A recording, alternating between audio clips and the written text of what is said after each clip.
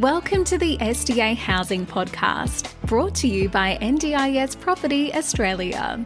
Before starting this episode, we need to provide a general disclaimer. Information contained in this podcast is general in nature only. It does not take into account the objectives, financial situation, or needs of any particular person. You need to consider your financial situation and needs before making any decisions based on the information in this podcast. And you should consider seeking independent and professional advice for your personal circumstances. All right, let's begin. Hello everybody, my name is Minh and I'm here with Matthew from the office at NDIS Property Australia, and you are listening to the SDA Housing Podcast, a show that explains, highlights, guides and brings awareness about all things SDA in this ever-changing NDIS world. Matt, what's today's exciting topic about? Today's topic is about kind of a did you know session where we kind of talk about what they don't tell you, all about different topics in SDA. So we'll be kind of going across the field a bit on a number of different topics. But I suppose the aim of this is to be, provide some points that are eye-opening that you might not be aware of or that you might not have thought of. So we just thought we'd just do this topic just to address some issues which probably would normally fall outside of what is standardly spoken about when it comes to SDA. Particularly from an investor standpoint, and then explore some of the ideas. So there's no ranking of topics. These are all random topics here. These are just all random topics. Okay, so Matt, why don't you choose one or two and begin the process? And Matt, go choose whichever you want here. Let's talk about fire sprinklers. Okay. I suppose first. They're $1,000 per year per person. So what I didn't realise, Matt, last month was, because very rarely people have fire sprinklers for their SDA homes, right? But if you use the SDA calculator, it actually is an extra $1,000 per year per person. So it's really $3,000 per year per house. Right. So the cost of fire sprinklers are about 40 to 50 grand per year, right? So you are incentivized to actually have a fire sprinkler, and also it's also a good idea to actually have fire sprinklers too. Because some states, I'm not sure which ones, if it's Class B category build designs in Sydney, Sydney, as an example, you've got to have fire sprinklers in your HBS. Perth as well. Yes, as well. Yes. Yep. So we'll cover the design build categories, the build categories separately some other time with the builder. Class 1, Class 2, Class 3. It's a very complicated topic, and I don't know. I confess I don't know the answers to all these questions. So I'd rather leave it to another builder to talk to on a podcast session with us one day. But yeah, so we advise, not mandatory in all states, but we advise people to consider doing a fire sprinkler for 40, 50 grand costs, and you're getting $3 grand a year. Extra income for three participants. Yeah. Okay. I suppose the next topic would be SDA and MTA as backup solutions for a property. Yep. So we've covered this in the past with Rob Maxwell. SDA is a very complex topic, but when you throw on top of it the MTA and STA, short-term accommodation topic, it is also a little bit more complicated. MTA is medium-term accommodation, and it allows an investor, landlord, to get, I think, $130 or $140 per day per participant per room. It's about $1,000 a week. So what qualifies a person for MTA funding? Emergency funding is short-term funding. Would that be where they're moving between houses? Yeah. Or? So if you are, example, you're in hospital, you are SDA funded for a HBS house. You got nowhere to go. Right? Yep. So you are given MTA funding to source a medium-term accommodation, which is 90 days, only 90 days in this one location. So you got to move every 90 days, only while you're waiting for your SDA dwelling to be being built. Okay? Being built is the key word.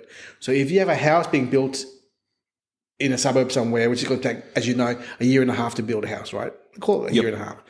You have to move every 90 days in a different MTA location. Now, MTA could be a normal dwelling, a normal house. It doesn't have to be SDA compliant.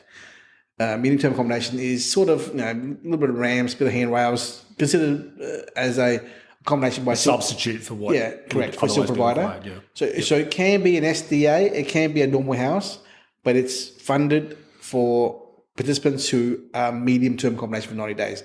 That's medium-term. STA, as we've covered before in the past, in the podcast, is short-term accommodation, which if you want to listen to it, go from there. So that's the topic of STA, MTA. If you have an empty SDA house, you can use your dwelling for MTA or STA as well. Okay? Awesome. Just in case you're worried about what are my fallback plans if my house is empty. Yeah. Cool.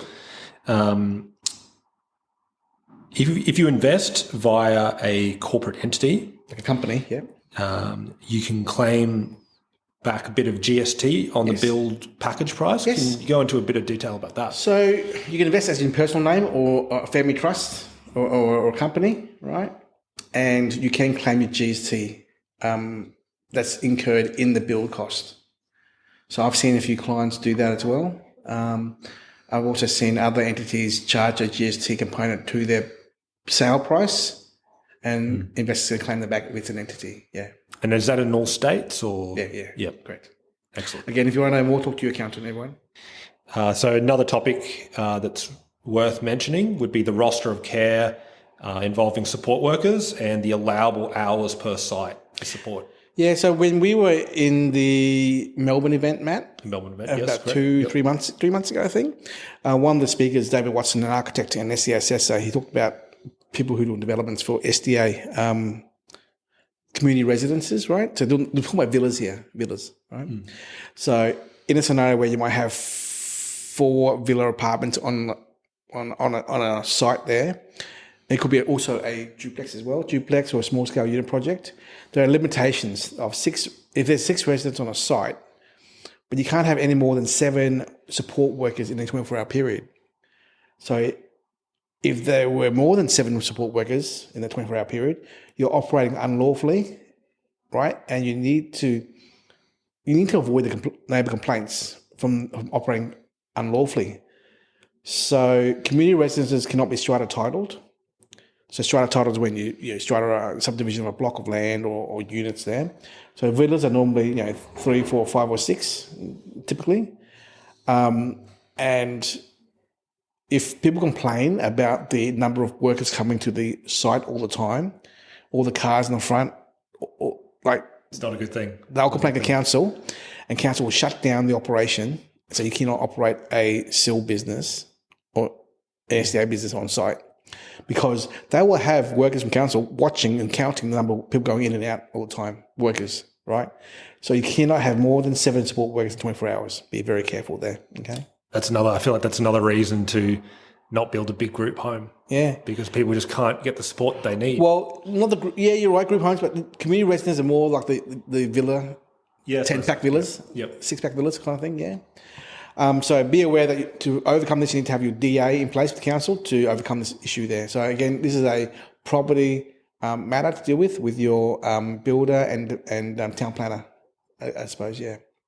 Moving on. So on that note, another topic would be the challenges in working with SIL providers from an SDA perspective, an SDA provider perspective, I should say. So did you know, everyone who's listening, that it's not necessarily a good thing to actually have a housing provider and a SIL provider wearing 2 hats. Okay? The government will eventually legislate to not allow, to force a separation of services. So if you're a SIL provider or a housing provider, you can't be both. And you asked me before, Matt, why? Yeah, it's a conflict of interest, you said. Can you understand why? Can you just imagine for a moment?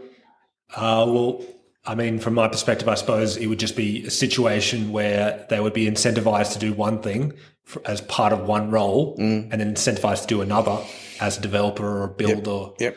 So if I was a participant and you're my SIL provider and you're not treating me well at all, and I sack you as a SIL provider service, you're gone. Yep. But then again, I turn around and you're also the landlord. Yeah. Is that a little bit awkward situation there? Well, yeah, it leads There you it is. nowhere else. Yeah. Then they can kick you out eventually. I mean, it will eventually happen where there's separation of services between the two. Yeah. Very important. Yep. Moving on. So next topic would be confusion of information, causing disruptions and a reluctance of developers and builders to create SDA product. So we get a lot of builders calling us all the time, developers. I feel like this is an ongoing issue. Oh, mate. I wish more guys listen to our podcast, yeah. They just have no idea. I mean, they want to help. They want to be part of it. But remember, their objective is totally different, to make money. Yep. They're not building for fun, for charity. They're building to make money. And they want to maximize their return. And as you know in the news, Matt, like everyone else knows, builders are dropping like flies at the moment. They're just going bankrupt, belly up everywhere in Australia. So they're struggling to survive given the market conditions, right? Yep. So they're trying to find ways to make money. They're trying to find ways to survive. This SDA market is a way for them to survive by charging more to build products, I guess. But on that note, there's more pressure on them to deliver product which is cheaper or not too standard, I suppose. Yeah. And hope that it passes, but it obviously, as an end result for a participant, that's not a good thing. Yeah, so it's very confusing, this topic of SDA, NDIS, and that's why it's hard for them to get their head around it all. So anyway, it is what it is, Matt. Moving on. Yeah. So I suppose on that note, in terms of designing a house which is fit for participants, not fit to make money, can we talk about maybe some of the design features, storage, privacy of areas? So did you know that building a house with 4 beds, 4 baths and 1 living area is not good enough? You got to have storage space for their extra wheelchairs. You got to have extra amenities in the house to make it more suitable to living. You got to have, hopefully, courtyards, private independent living. You got to have a nice sensory garden in the backyard. You got to have automation in the house. So there are, and also lockable kitchens. If you feel like you have a participant who may be a little bit want to play around with tools and knives and things, all right? You can design a house kitchen to it's all lockable, right? Did you know that having a one entry exit to a kitchen is not suitable for a robust house? Because what if a participant traps a person in the corner of the kitchen, she can't get out? Having an open space island to run around and get out. Did you know that having extra exit strategies, rooms, doorways, living room, bedrooms, media room is a good idea? Because you got to have safety. Someone said to me on a Zoom today, Matt, an unhappy sill is an unhappy house. Right? So you got to think about the safety of the workers there who are in the house there, who are the providers. So all these features, again, future proofing or safety, whatever you want to call it, these are all applicable to the design of the house. So that's a very important did you know topic there. Yeah. Okay. Awesome. I suppose just on a completely different note, maybe we could talk about kind of the reluctance of parents to let go of their disabled child to go into SDA. So why I've brought this up as a topic here is because I don't want to be mean about this topic, but it's the truth. It actually happens, right? A lot of carers are actually parents. They get paid to look after their children. So if they get paid to look after their children for the last 20, 30 years as a primary carer, because, if you're not working, you're a carer. You're getting paid, you're a couple $100 a week to be a carer. Yep. Yeah. You lose your child to the system, being the NDS scheme. You lose your income, right? Yep. That's what common sense says. I've been told from someone from Summer Foundation, who told me from their learned experiences a long time ago, that a lot of families often do not want to let go of their children not because it's a better outcome, because it's the money factor. You're being paid a carer's pension as a parent, and you lose that income if your child goes to a SIL home or an SDA home. So the fact of the matter is there's an element of resistance from parents. Some, I'm not saying all. Yep. And I apologise if everyone's thinking I am. I'm not. There are some people out there who think with their mind financially and not the best outcome for the child, the participant, right? So I'm just saying it's here now that it's an issue as to why certain people are still living at home with their parents, as who should be in a facility, not a facility, but in a house which is catered more towards them. A housing apartment that is catered for participants. Moving on. Yeah, no worries. So another thing, and I literally just dealt with this earlier today, just talking about IL being 70% of the market, because I see a lot of people out there and they want a provider-driven, participant-driven package, but they want to make sure that it's very safe, it's guaranteed income, and then they also want the potential for very high returns. And it's kind of a situation where it's pick one kind of outcome, I suppose. Do you want to elaborate on that a little bit? Well, it's quite normal for everyone to want to pay as little as possible and get the maximum return from the investment, and with no risk at all. Yep. It makes sense from a personal point of view. However, in a perfect world, that's a perfect world. Sorry, in the real world, that ain't happening. Of course, you want to have the highest return from the least price exposed spent on your investment, but it's just too hard to get all that. Get the best price and the best return, the best yield, no risk. No, it's just. I mean, I got nothing to say, Matt. Yeah, I'm like no comment. Yeah, this is common sense here. I mean, what do you want to say about that? Yeah. There's an old saying, Matt. There's high return means high risk. Yeah. Low return means low risk. That's just common sense. It applies to this industry along with every other industry. Yeah. You're all our listeners are smart adults who know what they're doing in a way. If your risk profile is high and you can take a high tolerance of risk, got a lot of money in the bank, in the event that it's empty for 6 months, cool. Go the high risk path. But if you can't afford to lose any money, then you should take a more conservative approach. That's all I got to say. Fair enough. So on that note, I just touched on it briefly. Participant-led, provider-led. It's a good way to obviously de-risk your approach into SDA. And I suppose on that note, just not going in blindly. Yep. Being aware of where demand exists. I suppose of being open to other areas that you might not have considered for a regular residential property investment, but you might need to consider for SDA in order to have the best chance of getting the best outcome for your investment. Speaking of other areas, Matt, you just spoke to me earlier about a lady client of yours who's looking at investing up north. Yep. But she only wanted to stay in Queensland. Yeah. Won't mention her name, won't mention her areas, right? I just think if you put too much in your backyard being your state. Don't put all your eggs in one basket. Don't put any eggs in one basket. Diversify, spread your risk. I urge you all to consider that. Yeah.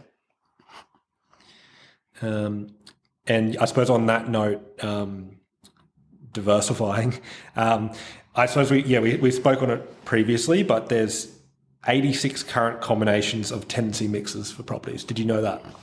Yeah. Did everybody know that? I think we've said it once or twice before. So Adapt Housing, our provider we work with very closely, they told us 86 combinations. So if you have a 4-bedroom, 4-bathroom, 2-car house and there's HPS built house, you can take on board HPS, IL, FA. So the combinations are HPS, HPS, HPS, or HPS, FA, FA, HPS, FA, IL, IL, FA. So all those combinations there. Yep. Even only 2 tenants in a house. Yes. Yep. Right. Even 4 tenants in the house, being no carer. There are all these combinations that can occur, which is 86 combinations, and I was quite surprised with that number too. So yeah, I didn't know that until I was told from the provider. Yeah. Yeah, and so I suppose the takeaway for a investor would be that the funding outcomes are not always straightforward. That you might get a group funding for different participants. You might get a resident with the HBS funding, as everyone's looking for. Exactly. So let's use an example here, right? So you have a guy who is in a group home, right?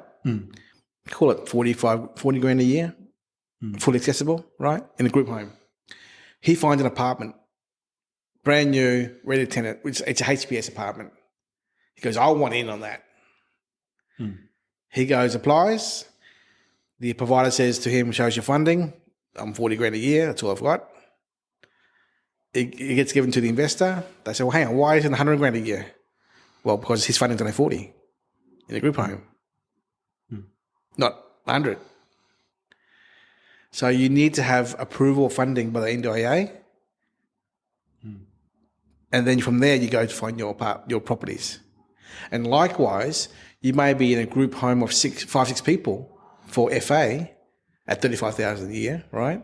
And you go to apply to live in a villa, HPS villa, right? For only carer plus one or carer plus two, whatever it is. And they're expecting 60 or 65 grand a year gross income as an investment. But the guy only has 35,000. Yeah. So the funding that's approved goes with the participant. Funding follows the participant. Right? Remember those words, everybody? And that may not be in line with the expectations of the investor when they create the product. So again, back to the combination topic.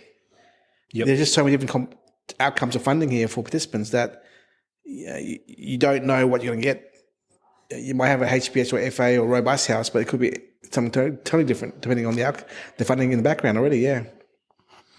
So on that note, when you're talking about participants moving around, participants can break their lease with 90 days notice. Did you know that? Correct. Did everybody know that? Just because you sign a 2-3 year lease or 1 year lease doesn't mean they're staying for a whole year or 2 years. They have the right to leave the house after 90 days of notice and walk out the door and never be seen again.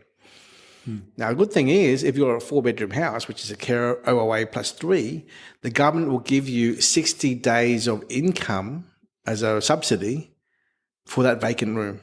Which gives you time to find a new Yes. participant. Now, that's only of the SDA income, not the RRC, okay? The reasonable rent contribution is a little bit more than... The reasonable rent contribution is a little bit more than that. An extra 10 grand, okay? So that only applies to yeah. And that only applies to houses, I think. Yeah. No, not villas. Not villas, no. Yeah, No one knows about that. be aware. Yeah. Be aware that if you have a villa investment of 4, 5, 6 villas or or apartments, it doesn't apply to them. Only houses. An interesting point which I heard, I think it was when we went to the SDA conference in Brisbane, was that it takes 6 months on average to fill all vacancies in a project or development. Correct. Obviously, Not a house, we're talking about projects, as in like a apartment complex full of SDA apartments or villas. So 6 months to fill it up. So they obviously will be trying to procure participants beforehand for maybe a year prior. So you're in construction, right? Normally these things normally take a year or more to build these projects. So you've got a year of sourcing and another 6 months. So there's a bit of time spent in sourcing participants because they only want to commit to the SDA dwelling once they see it, touch it and feel it. They can't commit in writing to a theoretical. It's often hard. It's challenging. Yep. So I just kind of want to talk about, I suppose, just some numbers now in terms of did you knows.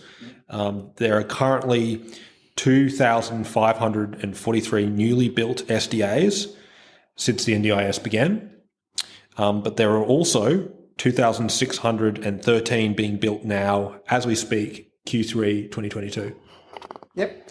So that just shows how progressive we are with our rollout of product. That's still not enough though, Matt. No way now.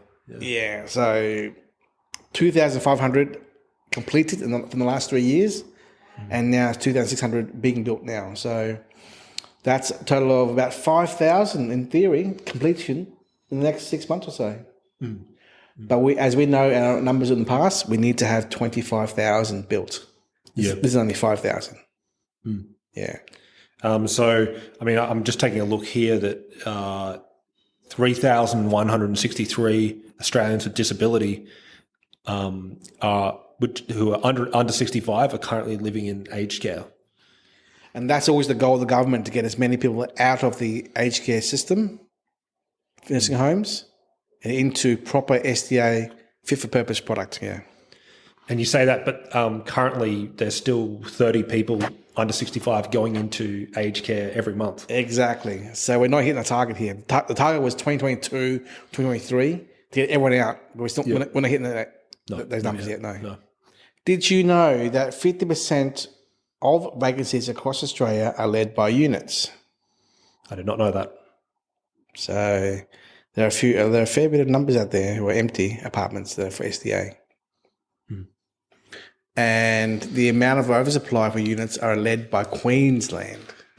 So there you go. There you go, Queensland again. Number one. Yay.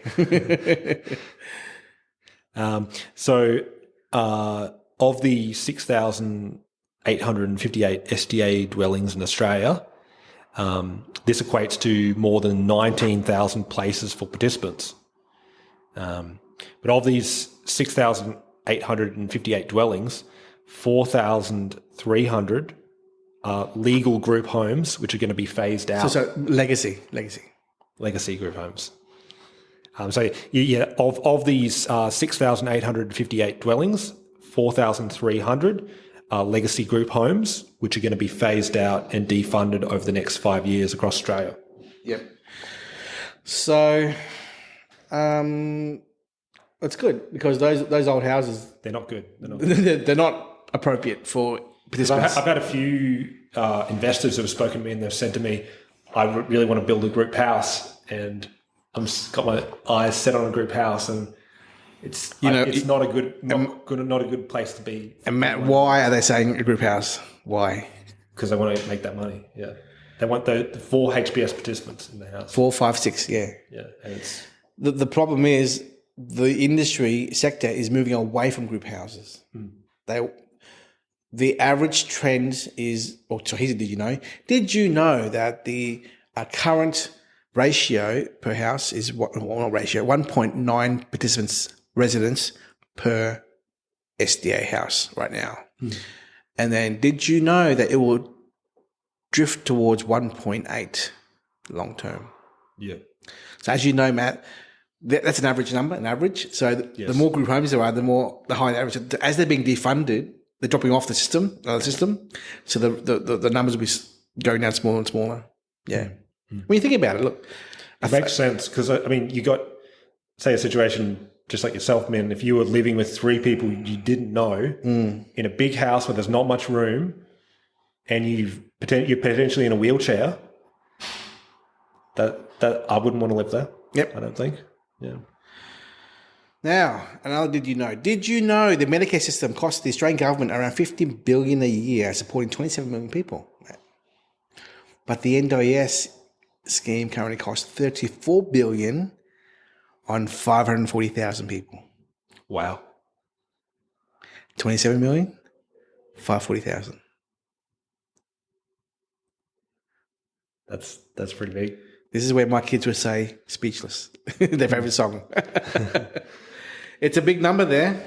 It's growing day by day. I think we've covered most of our "Did you know" topics here. Is that right, Matt? What do you think? Yeah, I think that's everything I can think of at the time. I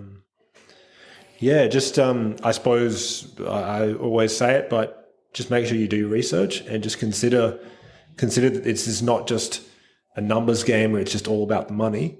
There's different people involved in this industry, and be aware of their needs, what they require. Yep. The biggest risk to any investor going to SDA investment is vacancy risk and tenancy risk at the very start. Tenancy risk at the start, and then vacancy risk later on down the track.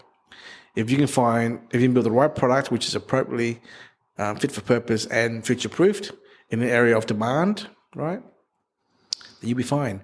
And the best way to think about that is, would you live there yourself? Yep. 100%. Right? Because the affluent areas, the kind of lifestyle in those areas are totally different from the very outskirts of a metro city, which is 40 an hour out of town. Yep. Yep. You know, the lifestyle, the amenities, the cafes, restaurants, the shops, the schools, the transport, the safety, the crime rates. Big difference between the inner city and outer city areas, you know. So put yourself in their shoes. That's the easiest way to judge the quality of the asset you're looking at buying. Yeah. Yep. That's good. Anyway, I think that's pretty much covers all our did you know ... Yep. Anything more to add, Matt, on this topic? No, that's about it. I think this is a good session where we just kind of talked about some things which don't kind of fall into a category, but are worthwhile just being aware of. Yeah. This is stuff that we've come across by talking to a lot of providers ourselves in the last 2 years. I think we'd like to impart our knowledge on you guys, our listeners, and feel free to shoot us questions and email us about any other questions you have, and we'll cover it in our future podcasts. Thanks, guys. Bye-bye. We hope you enjoyed this episode. Please make sure you are subscribed and following us so you can keep in the loop with all of our upcoming episodes. We would really appreciate it if you could leave us a 5-star rating, a written review, and to share this podcast with those that could benefit. Until next time, catch you on the next episode.